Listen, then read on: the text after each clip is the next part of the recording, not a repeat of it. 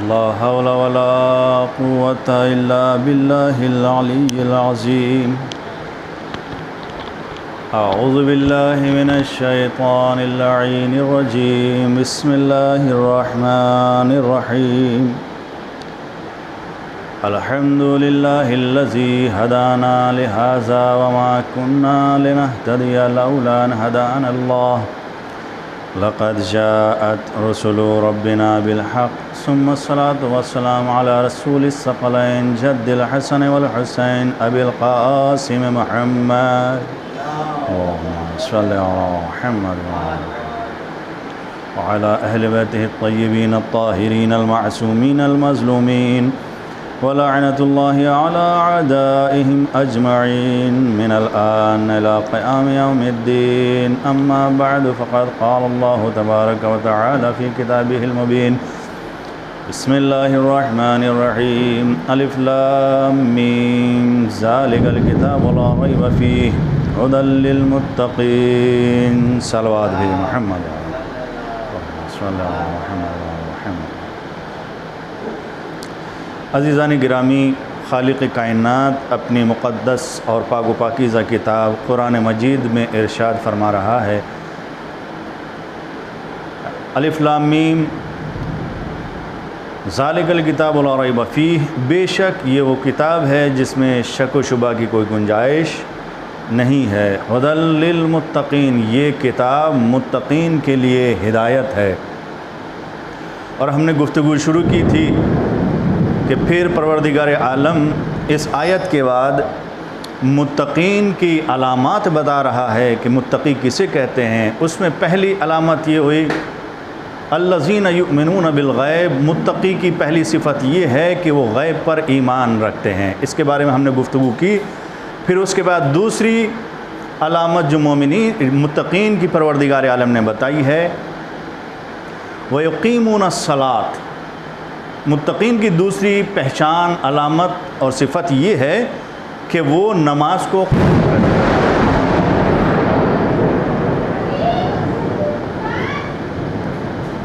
युसब्बिहुर्रअदु बिहम्दिही वल मलाइकतु मिन ख़ीफ़तिही, युसब्बिहुर्रअदु बिहम्दिही वल मलाइकतु मिन ख़ीफ़तिही।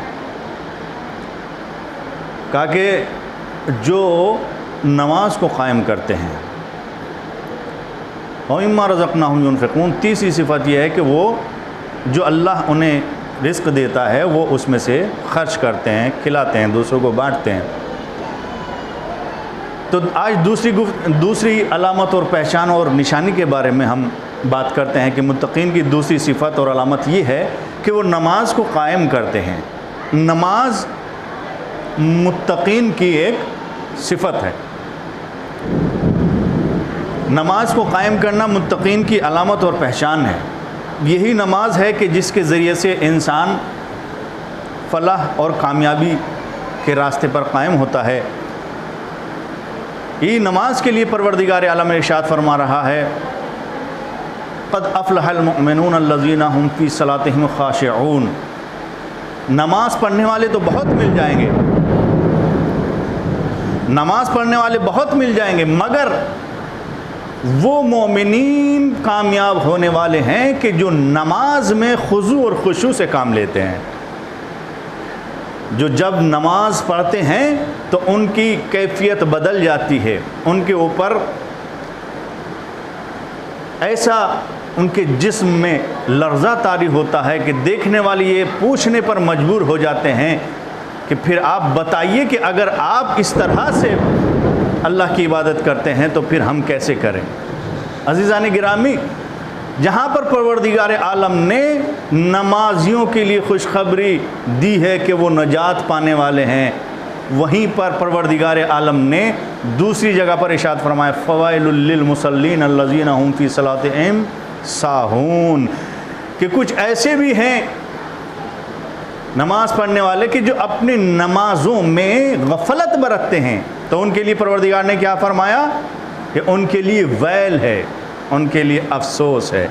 यानी एक तरफ तो वो नमाजी हैं कि जो अपनी नमाज में खुशू और खुशू से काम करते हैं, और एक वो नमाजी हैं कि जो अपनी नमाजों में गफलत बरतते हैं। दोनों नमाजी, मगर दोनों में बड़ा फ़र्क है। जो अपनी नमाजों में खुशू और खुशू से काम लेते हैं उनके लिए परवरदिगार फरमा रहा है कि वो कामयाब हैं, और जो अपनी नमाजों में सुस्ती बरतता है, गफलत बरतता है, तो परवरदिगार फरमा रहा है कि उनके लिए वैल है, उनके लिए जहन्नम है। सलवात भेजे मोहम्मद वाले मोहम्मद।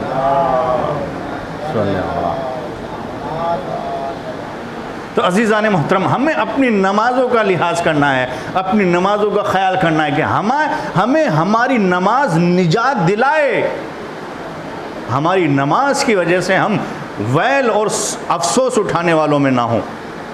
तो नमाज को फिर होना कैसा चाहिए कि हम अपनी नमाज के ज़रिए से निजात पाने वालों में शामिल हो जाएं। यही नमाज है अज़ीज़ान मोहतरम जिसके लिए अल्लाह का रसूल इरशाद फरमा रहा है कि अगर नमाज कबूल हो गई तो हर अमल कबूल हो जाएगा, और अगर नमाज रद्द कर दी गई तो तमाम के तमाम अमाल रद्द कर दिए जाएं। अज़ीज़ान मोहतरम, नमाज का बड़ा मुकाम है अल्लाह की निगाह में। और पैगम्बर इस्लाम इरशाद फरमाते हैं कि नमाज जब तुम पढ़ने के लिए जाओ तो तुम्हारी कैफियत क्या होनी चाहिए।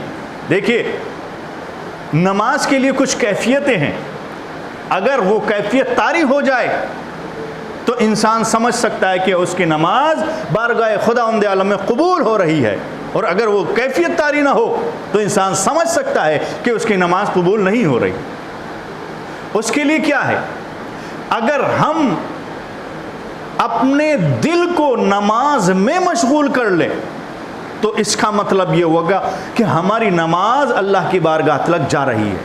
और अगर हम अपने दिल को नमाज में मशगूल ना कर सकें तो फिर हमारी नमाज काबिल कबूल होने वाली नहीं है। इसलिए कि अगर दिल में हुब्बे दुनिया आ जाए तो फिर अल्लाह की मोहब्बत कहाँ जाएगी। अगर दुनिया की मोहब्बत पैदा हो जाए तो अल्लाह की मोहब्बत कहाँ जाएगी। ये नहीं कहा जाता कि भाई दुनिया से बिल्कुल ही ताल्लुक़ तोड़ लीजिए, दुनिया बिल्कुल ही छोड़ लीजिए, नहीं, बल्कि दुनिया का जो मुकाम है उसको वहाँ पर होना चाहिए, और जो आखिरत का मुकाम है उसको वो मुकाम देना चाहिए। कैसे अज़ीज़ान गिरामी, दुनिया का मुकाम जो है वो है जेब, और आखिरत का मुकाम, अल्लाह का मुकाम क्या है, वो है दिल। ये दुनिया जो है वो जेब से निकलकर दिल में नहीं आनी चाहिए। कोई मना नहीं करता कि दुनिया हासिल ना करो, मगर उसका जो मुकाम है उसको वो मुकाम दो, उसको उसके मुकाम से ना बढ़ाओ।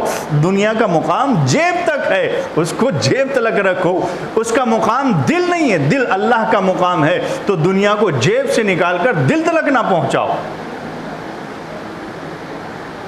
दिल अल्लाह का मुकाम है। अगर इसमें हुब्बे दुनिया आ जाए, दिल में दुनिया की मोहब्बत आ जाए तो क्या होगा। यही होगा, मैं एक मिसाल से वाज़े करता चलूँ कि मसलन आप एक प्याला लें और उसको सिरके से भर दें, फिर आप उसमें जो है पानी डालना शुरू करें, तो आप जिस कदर पानी उसमें डालते जाएंगे सिरका उस कदर जो है उस प्याले से निकलता चला जाएगा, सिरका गिर जाएगा। बस यही है अज़ीज़ान मोहतरम, दुनिया अगर हम अपने दिल में जितना दाखिल करेंगे अल्लाह की मोहब्बत उतना ही दिल से निकलती चली जाएगी। और अगर इंसान मोमिन है, मुत्तकी है, तो फिर जिस कदर उसके दिल में मोहब्बत खुदा और आखिरत की याद भरती चली जाएगी उसी कदर उसके दिल से मोहब्बत दुनिया निकलती चली जाएगी। सलवात भेजे मोहम्मद वाले मोहम्मद।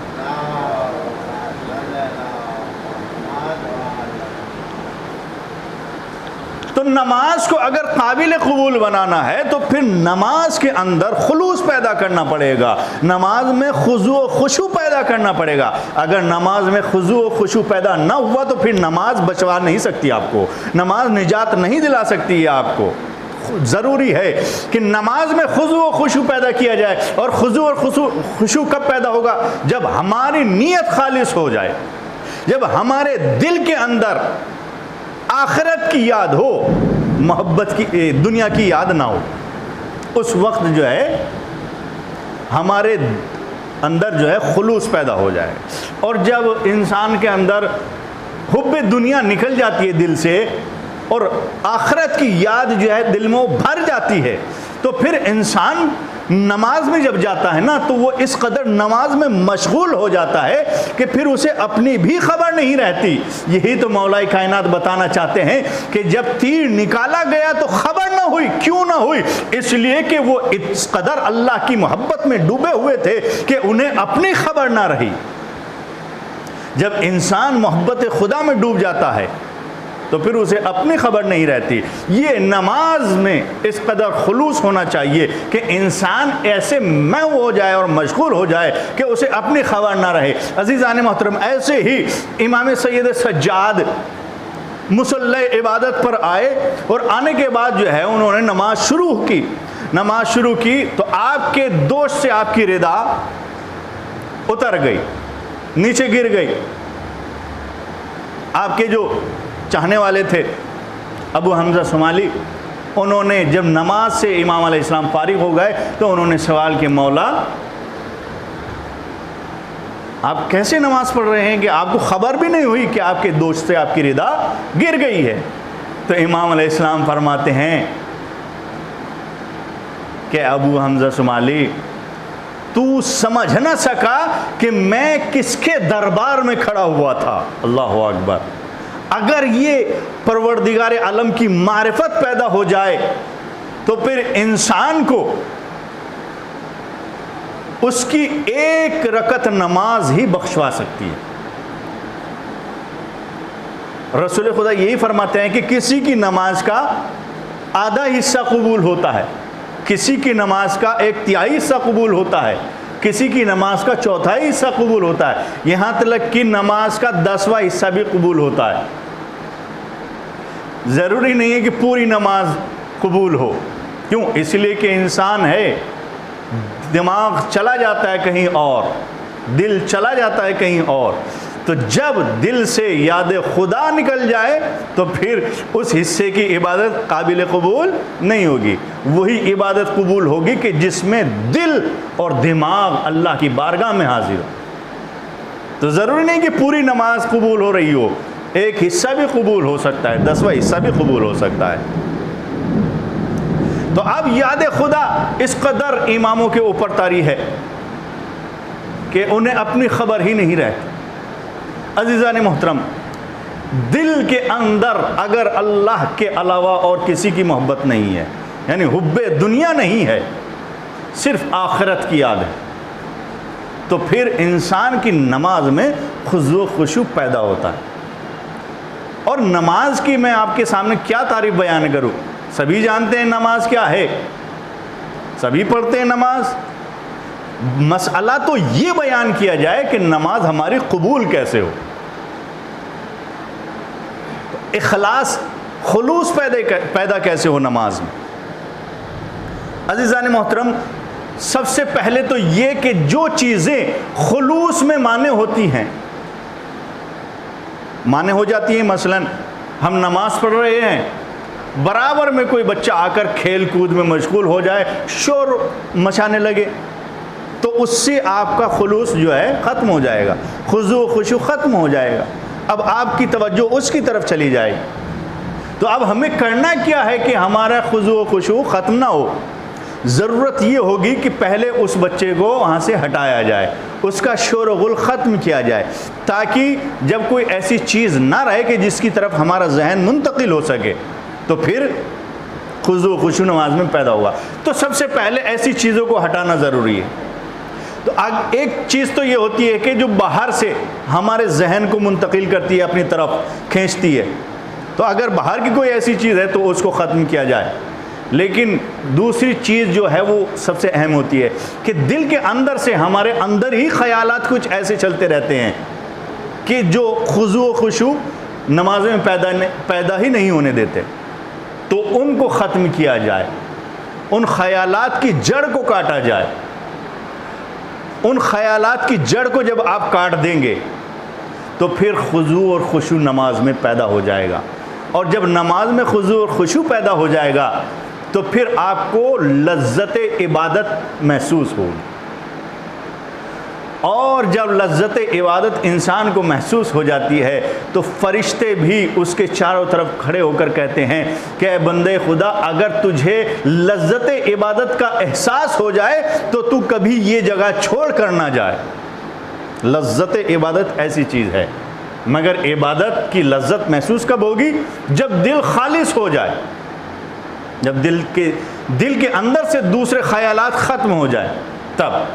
अज़ीज़ान मोहतरम, दिल में अगर कुछ और चीज़ बसी हुई है तो फिर हुब्बे आखिरत वहाँ पर जमा नहीं हो सकती, अल्लाह की मोहब्बत वहाँ पर नहीं ठहर सकती। और इसी को परवरदिगार आलम ने जनाब सुलेमान के सामने जो है एक मिसाल से, एक वाक़े से जो है जनाब सलमान को मुतनब्बे किया। क्या किया? जनाब सुलेमान ने अल्लाह से क्या कहा? बादशाहत दे दे। बादशाहत जनाब सुलेमान को अल्लाह ने अता कर दी। अब जाहिर सी बात है, हमारे पास अगर 1,00,000-2 लाख रुपए इकट्ठे हो जाएं तो दिल में ख्याल तो पैदा होता है ना, हमारे पास इतना है, तो दिल में उसके ख्यालात पैदा होते रहते हैं। अगर किसी को एक शहर की हुकूमत मिल जाए तो उसके दिमाग में तो और ज़्यादा गुबार उठता है, हैं? जाए कि अगर किसी को अल्लाह पूरी दुनिया की बादशाहत दे दे।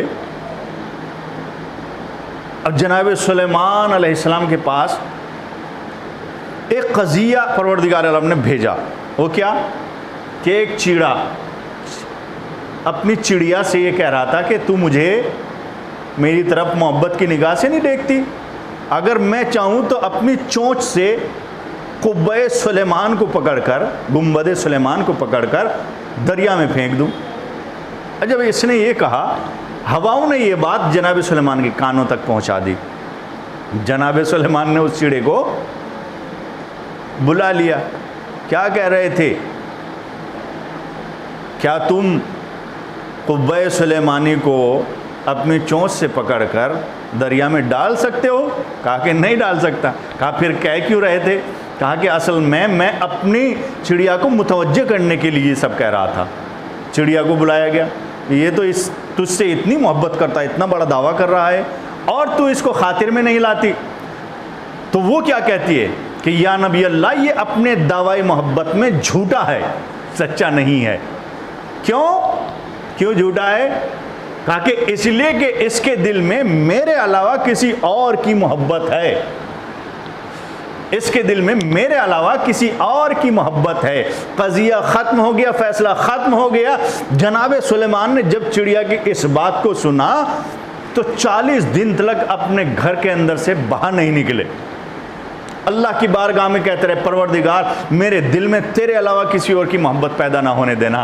अजीज़ान मोहतरम, ये अल्लाह ने मुतनब्बे किया था जनाब सुलेमान को कि देखो ऐ सुलेमान, एक दिल में एक ही की मोहब्बत हो सकती है, दूसरे की मोहब्बत एक दिल में नहीं रह सकती, दो मोहब्बतें एक दिल में नहीं रह सकती है। या तो अल्लाह की मोहब्बत इस दिल में रह सकती है या दुनिया की मोहब्बत रह सकती है। तो अब हमें इख्तियार है, चाहे तो हम इस दिल में अल्लाह की मोहब्बत को जगह दें या दुनियावी मोहब्बत को इस दिल में जगह देकर अल्लाह की मोहब्बत को खारिज कर दें। ये इंसान के अपने ऊपर बात है। जब इंसान का दिल मोहब्बत दुनिया से खाली हो जाएगा तो फिर उसका दिल नमाज में लगने लगेगा। सलवात भेजिए मोहम्मद व आल मोहम्मद। अजीज़ान मोहतरम, इबादत अल्लाह से क़ुर्ब का नाम है।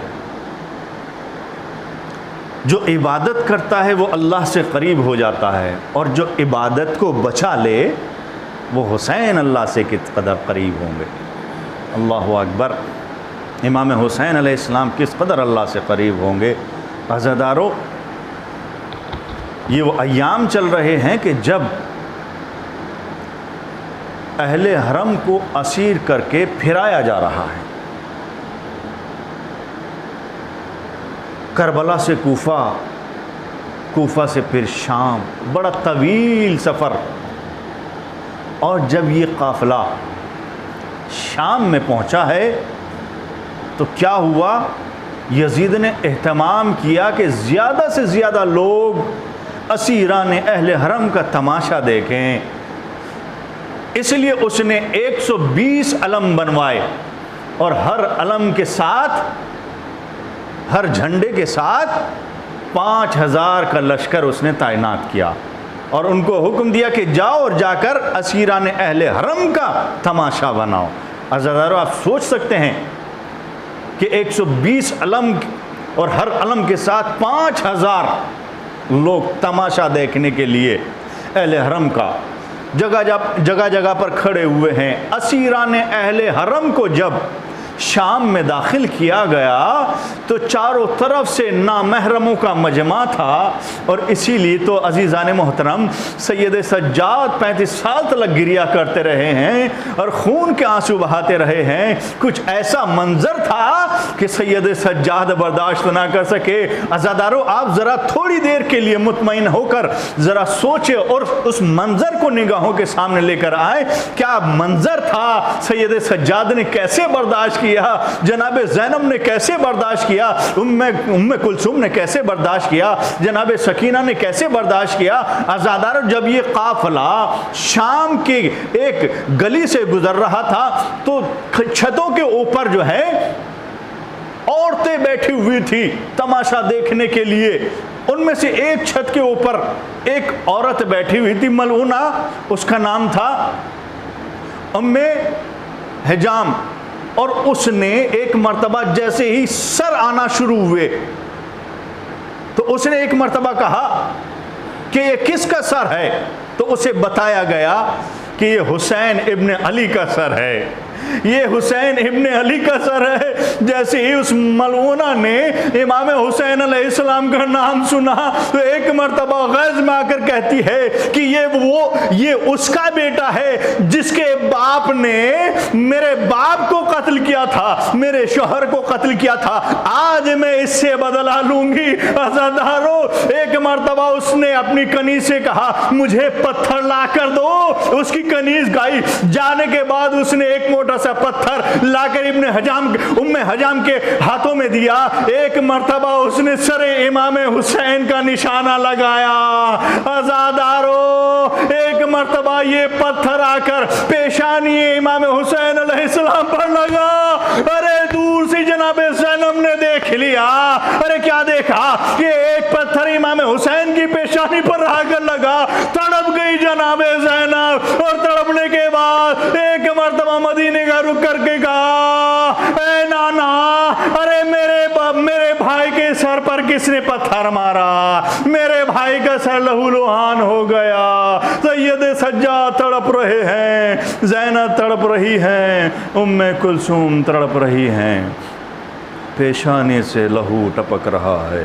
अल्लाह लअनतुल्लाहि अलल क़ौमिज़ ज़ालिमीन व सयअलमुल लज़ीना ज़लमू अय्यामुन क़लबी।